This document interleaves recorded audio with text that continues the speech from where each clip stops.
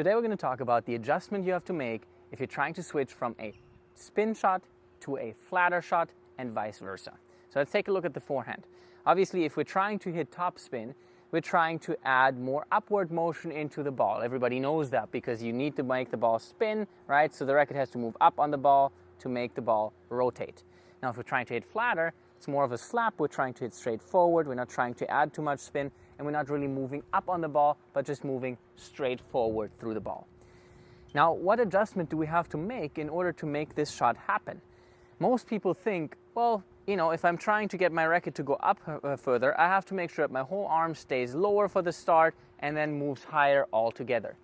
Now, that's only partially true, because what you really want to do is you just want to adjust what your wrist does. So if you're taking your racket back on a flat shot like this, and now you're trying to swing straight forward like that, the adjustment you would have to make to give it topspin is you take the racket back the same way, and now you just let your wrist naturally drop a little bit lower. So you can see here, I'm not really taking my arm lower. I'm not trying to start to swing from down here. My arm stays where it would be on a flatter shot. I just let the wrist drop the racket further. I let gravity work.